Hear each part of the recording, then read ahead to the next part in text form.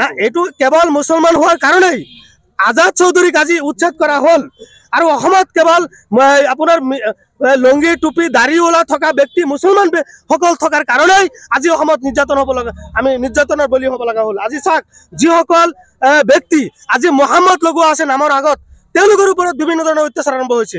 আজি শিৱসাগৰ ডিব্ৰুগড় বা তিনিচুকীয়া অৰ্থাৎ উজনি অসমত কোনোবা দল সংগঠনৰ পৈতৃক সম্পত্তি নহয়। এই অসমত শৃংখল চলিয়া জানিব লাগে। এই অসমত অসমৰ মাননীয় মুখ্যমন্ত্ৰী জনাৰ প্ৰয়োজন যে এই অসমখন বিভিন্ন জাতি জনগোষ্ঠীৰ অসম। এই অসমখন হিন্দু মানুহৰ যিমান অধিকাৰ আছে এই অসমত আমাৰ মুছলমান মানুহৰ সিমান অধিকাৰ আছে। আমাৰ অধিকাৰ কোনো মুখ্যমন্ত্ৰীয়ে দিয়া নাই, আমাৰ অধিকাৰ শৃংখল চলিয়াই দিয়া নাই। আমাৰ মৌলিক অধিকাৰ কোনে দিছে? ভাৰতৰ সংবিধানে এটা হকীয়া সংবিধান আছে। এই সংবিধানে আমাৰ মুছলমান মানুহখিনিৰ সুৰক্ষা আৰু আমাৰ অধিকাৰ দিছে। আজি সেই সংবিধানৰ ভিত্তিত আমি অসমত জীয়াই আছো, আমি অসমত বসবাস কৰি আছো। কাৰো মানৱতাৰ কাৰণে আমি ইয়াত জীয়াই থকা নাই। গতিকে অসম যোৰহাট যদি শিৱসাগৰ জিলা যদি অসমৰ ৰাজ্যৰ মাজত হয় তেনেহ'লে আজি বিশেষ এটা জনগোষ্ঠীৰ কাৰণে সেই জিলাখন নহয়, বিভিন্ন জাতি জনগোষ্ঠী ইয়াত বসবাস কৰিব পাৰিব। শৃংখল চলিয়াক আজিৰ এই কাৰ্যসূচীৰ জৰিয়তে আমি সকীয়াই দিব বিচাৰিছো। শিৱসাগৰ আৰু যোৰহাট কেৱল বিশেষ এটা জনগোষ্ঠীৰ কাৰণে নহয়, বিভিন্ন জাতি জনগোষ্ঠীয়ে বসবাস কৰা এটা এই ৰাজ্য। ইয়াত শংকৰ ৰাজনৰ ৰাজ্য। ইয়াত বিভিন্ন জাতি জনগোষ্ঠীয়ে শান্তিত থাকিবলৈ আমি থাকি আহিছো, অনাগত দিনত আমি থাকিম। ইয়াত কোনোবা ৰাজনৈতিক কৰি নিজৰ ব্যক্তিগত স্বাৰ্থক আদায় কৰি বিশেষকৈ আমাৰ সংখ্যালঘু মানুহৰ ওপৰত অত্যাচাৰ কৰি কোনো পৰ্যায়ে হাৰি যাব নোৱাৰে। আমি গণতান্ত্ৰিকভাৱে অহা 11 তাৰিখে গুৱাহাটী চচলত এক বিশাল প্ৰতিবাদী সাব্যস্ত কৰিছো। তাৰ উপৰিও চৰকাৰে যদি আমাৰ ভাষাবিলাক বুজি নাপায়, গণতান্ত্ৰিক ভাষা যদি বুজি নাপায়, নিশ্চয় হাজাৰ হাজাৰ জনগণ ৰাজপথত ওলাই আহি জংগী আন্দোলন কৰিবলৈ আমি বাধ্য হ'ম। প্ৰয়োজন সাপেক্ষে দিল্লী যন্তৰ মন্তৰ আমি মানে ভয়ংকৰ আন্দোলন কৰিবলৈ আমি বাধ্য হ'ম। কাৰণ আমাৰ মৌলিক অধিকাৰ আমি গণতান্ত্ৰিকভাৱে আন্দোলন কৰি আমি বাখল ৰাখিব লাগিব। অন্যথাই মুখ্যমন্ত্ৰীৰ দয়াত আমি নাথাকো। মুখ্যমন্ত্ৰীক আমি যিটো ভাবিছিলো যে অসমৰ মাননীয় মুখ্যমন্ত্ৰী ডাঙৰীয়াই সবল আৰু নেতৃত্ব অৰ্থাৎ বহুত জনগণৰ এজন ব্যক্তি। আজি মুখ্যমন্ত্ৰীৰ নেতৃত্বত আমি দেখিছো আমাৰ মুছলমানৰ বিভিন্ন ধৰণৰ সা সুবিধা, বিভিন্ন ধৰণৰ মৌলিক অধিকাৰ মুখ্যমন্ত্ৰী আজি মুছলমান আমি হোৱাৰ কাৰণে মুখ্যমন্ত্ৰী এইবিলাক খৰ্ব কৰিব ধৰিছে। শৃংখল চলিয়া সম্পূৰ্ণভাৱে বিজেপি চৰকাৰৰ হৈ কাম কৰি আছে। শৃংখল চলিয়া মুখ্যমন্ত্ৰীৰ এজেণ্ট হয়। শৃংখল চলিয়া ইতিমধ্যে মুখ্যমন্ত্ৰীৰ এজেণ্ট হয় বুলি ইতিমধ্যে যোৰহাটত যিটো আজাদ চৌধুৰীৰ বাসগৃহ অবৈধভাৱে চৰকাৰে উচ্ছেদ কৰিলে, এই ক্ষেত্ৰত আমি অনুমান কৰিব পাৰিছো যে এটা সংগঠন এটা শৃংখল চলিয়াৰ আহ্বানত যদি বৈধ ভাৰতীয় নাগৰিকৰ ওপৰত অত্যাচাৰ হয়, ইয়াতকৈ ভয়াৱহ আৰু ইয়াতকৈ দুৰ্ভাগ্যৰ বিষয় আমাৰ মুছলমান সমাজৰ কাৰণে একো হ'ব নোৱাৰে। অসমৰ মুখ্যমন্ত্ৰী ডাঙৰীয়াক সেইকাৰণে আমি আহ্বান জনাইছো, আপুনি ৰাজধৰ্ম পালন কৰক, বিভিন্ন জাতি জনগোষ্ঠীৰ হৈ কাম কৰক, নিশ্চয় ভৱিষ্যত আপোনাৰ ভাল হ'ব। কিন্তু আজি দুখ আৰু পৰিতাপেৰে আজি অসম ভাৰতবাসীক জনাব বিচাৰিছোঁ যে আজি আমি সদৌ অসম সংখ্যালঘু ছাত্ৰী আৰু সংখ্যালঘু সমন্বয়ৰক্ষী সমিতি বিভিন্ন সংগঠনৰ কৰ্মকৰ্তাসকলে আৰু অসমৰ বিভিন্ন প্ৰান্তৰ ৰাইজে আজি আমি কলা বেজ পৰিধান কৰি আজি আমাৰ মনৰ দুখ, মনৰ বেদনা, মনৰ ক্ষোভখিনি আমি প্ৰতিবাদৰ কলা বেজ পৰিধান কৰি আজি প্ৰতিবাদৰ ভাষা আমি চৰকাৰ তথা ভাৰতবৰ্ষৰ চৰকাৰক অসমৰ চৰকাৰক বুজাবৰ কাৰণে চেষ্টা কৰিছোঁ। আপোনালোকে জানে যে শেহতীয়াভাৱে বিশেষকৈ ভাৰতবৰ্ষত নজিৰবিহীনভাৱে অসমৰ বুকুত বিদেশী বহিষ্কৰণৰ নামত যি ধৰণে ভাৰতীয় নাগৰিকৰ ওপৰত অন্যায় আৰু অত্যাচাৰ কৰি আছে, যি ধৰণে ভাৰতীয় নাগৰিক হোৱাৰ পিছত পৰিয়ালৰ 14 পুৰুষ ভাৰতীয় হোৱাৰ পিছতো এজন মানুহক তেওঁলোকে ন'মেন্স লেণ্ডত অমানৱীয়ভাৱে বিশ্ব কঁপাই যোৱাকৈ পেলাই থোৱা হৈছে, যি ধৰণে ডিভোটাৰৰ নামত হাৰাশাস্তি কৰা হৈছে, যি ধৰণে NRCত নাম আছে, সকলো ধৰণৰ কাগজ পাতি 71ৰ আগৰ সকলো ধৰণৰ কাগজ পাতি তেওঁলোকক বিদেশীৰ নামত অত্যাচাৰ কৰা হৈছে। গতিকে এটাৰ পিছত এটা বিদেশীৰ নামত আজি যুগ ধৰি আমাৰ সংখ্যালঘু ৰাইজক অত্যাচাৰ কৰি আছে আৰু সেই অত্যাচাৰৰ চৰম সীমা পাইছেগৈ যে অসম চৰকাৰ, বৰ্ডাৰ পুলিচ, গৃহ বিভাগে যি ধৰণে চৰমভাৱে সংখ্যালঘুসকলক অসমৰ মানচিত্ৰৰ পৰা নিক্ষেপ কৰিবৰ কাৰণে অসমৰ সংখ্যালঘুসকলৰ সাংবিধানিক অধিকাৰ, সকলো ধৰণৰ অধিকাৰ পৰা বঞ্চিত কৰিবৰ কাৰণে যি ধৰণে প্ৰচেষ্টা অব্যাহত ৰাখিছে, এই কাৰ্য আমি কেতিয়াও মানি ল'ব নোৱাৰোঁ আৰু কেতিয়াও সহ্যকৰ নহয়।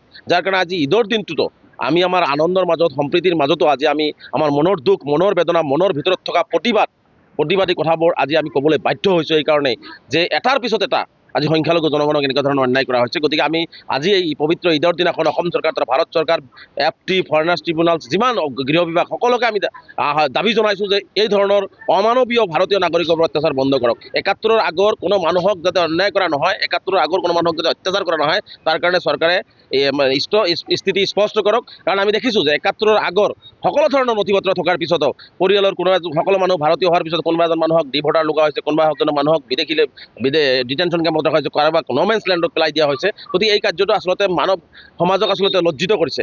আমি বাৰে বাৰে কৈছোঁ যে ৭১ৰ পিছত যিসকল ভাৰতীয় যিসকল বিদেশী আছে ইয়াৰ পৰা যাব লাগে, কিন্তু ৭১ৰ আগৰ যিসকল ভাৰতীয় নাগৰিক আছে তেওঁলোকক কোনো ধৰণৰ হাৰাশাস্তি কৰিব নালাগে। কিন্তু আজি কেৱল মাত্ৰ ধৰ্মীয় সংখ্যালঘু হোৱাৰ বাবেই আজি প্ৰতিবাৰেই সংখ্যালঘুসকলক টাৰ্গেট কৰি ধৰ্মীয় সংখ্যালঘুসকলক টাৰ্গেট কৰি লৈ সংখ্যালঘুসকলক এনেধৰণৰ অত্যাচাৰ কৰে। গতিকে আমি অসম চৰকাৰক স্পষ্ট এটা বাৰ্তা দিব বিচাৰিছোঁ যে ঈদৰ দিনাখনো আজি আমি আনন্দৰ মাজত সম্প্ৰীতিৰ মাজতো কিন্তু আজি আমাৰ মনৰ ভিতৰত উমি জ্বলি থকা ক্ষোভ, প্ৰতিবাদ, দুখবিলাক আজি প্ৰকাশ কৰিছোঁ। গতিকে চৰকাৰ সময় থাকোঁতে ৭১ৰ আগৰ যিসকল মানুহক অত্যাচাৰ কৰা হৈছে এইবিলাক বন্ধ কৰক, ডিভৰ্টাৰৰ নামত অত্যাচাৰ বন্ধ কৰক। যিসকল ভাৰতীয় নাগৰিক তেওঁলোকৰ ১৪ পুৰুষ ভাৰতীয় নাগৰিক তেওঁলোকক ন'মেন্স লেণ্ডত পেলাই থোৱা হৈছে তেওঁলোকক উভতাই অনাৰ ব্যৱস্থা গ্ৰহণ কৰক আৰু ৭১ৰ আগৰ মানুহখিনিক অত্যাচাৰ বন্ধ কৰক। অন্যথাই আজি আন্দোলন ষ্টাৰ্ট হৈছে অবিৰতভাৱে গণতান্ত্ৰিকভাৱে আৰু ইয়াতকৈ অধিক ভয়াৱহ গণতান্ত্ৰিক আন্দোলন আমি কাৰ্যসূচী গ্ৰহণ কৰিবলৈ বাধ্য হ'ম। গতিকে চৰকাৰ সময় থাকোঁতে ভাৰতীয় নাগৰিকৰ ওপৰত যদি অত্যাচাৰ বন্ধ নকৰে ইয়াৰ পৰিণাম অসম চৰকাৰ গৃহ বিভাগে ভুগিব লাগিব আৰু ইয়াৰ বাবে যদি কোনো অপ্ৰীতিকৰ পৰিস্থিতিৰ সৃষ্টি হয় সম্পূৰ্ণ কিন্তু অসমৰ মুখ্যমন্ত্ৰী গৃহ বিভাগ জগৰীয়া হ'ব। কাৰণ আমি স্পষ্টকৈ পুনৰবাৰ কৈছোঁ যে বিদেশীৰ পক্ষত আমি নাই। ৭১ৰ পিছৰ এজন হিন্দু মুছলমান ইয়াত থাকিব নালাগে, কিন্তু ৭১ৰ আগৰ কোনো মানুহক অত্যাচাৰ কৰিলে হাত দিলে কিন্তু আমি সহ্য নকৰোঁ। পোনপ্ৰথমে আমি অসম সংখ্যালঘু সংগ্ৰাম পৰিষদ আৰু অসমৰ সংখ্যালঘু সংগঠনসমূহৰ সমন্বয়ৰক্ষী সমিতিৰ তৰফৰ পৰা সদৌ অসমবাসী ৰাইজলৈ আমি ঈদৰ শুভেচ্ছা জ্ঞাপন কৰিছোঁ।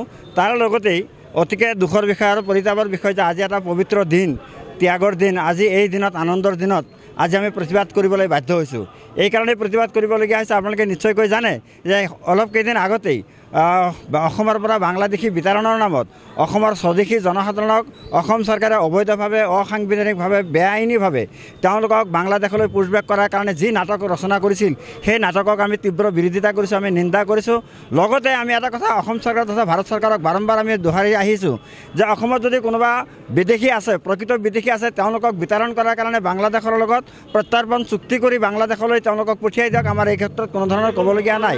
১৯৭১ চনৰ ২৫ মাৰ্চৰ পিছত যিসকল মানুহ হিন্দুৱে হওক বা মুছলমানেই হওক অসম তথা ভাৰতবৰ্ষত প্ৰৱেশ কৰিছে সেইসকলক বিতৰণ কৰাৰ ক্ষেত্ৰত আমাৰ কোনো ধৰণৰ বাধা নাই বা আমাৰ কোনো ধৰণৰ বিৰোধ নাই। কিন্তু আমি দেখিবলৈ পাইছোঁ যে বাংলাদেশী বিতৰণৰ নামত যিসকল মানুহৰ NRCত নাম আছে, ১৯৬৬ চনৰ ভোটাৰ তালিকাত নাম আছে, ৫১ চনৰ ভোটাৰ তালিকাত নাম আছে, তেওঁলোকৰ ভোটাৰ আই কাৰ্ড আছে, তেওঁলোকৰ সকলো বৈধ নথি পত্ৰ থকাৰ পিছতো সেইসকল মানুহক বাংলাদেশী বুলি যি ধৰণৰ নিৰ্যাতন অসম চৰকাৰে আৰম্ভ কৰিছে আমি ইয়াৰ তীব্ৰ প্ৰতিবাদ কৰি আজি আমি ঈদৰ দিনাখনেই আমি এই প্ৰতিবাদ সাব্যস্ত কৰিছোঁ কলা বেজ পৰিধান কৰি। চাওক, পোনপ্ৰথমে আপোনালোকৰ সমূহ চেনেলৰ জৰিয়তে সমূহ অসমবাসী ৰাইজক আজি পবিত্ৰ যি ঈদ আৰু ঈদৰ শুভেচ্ছা জ্ঞাপন কৰিছোঁ সদৌতিলৈ।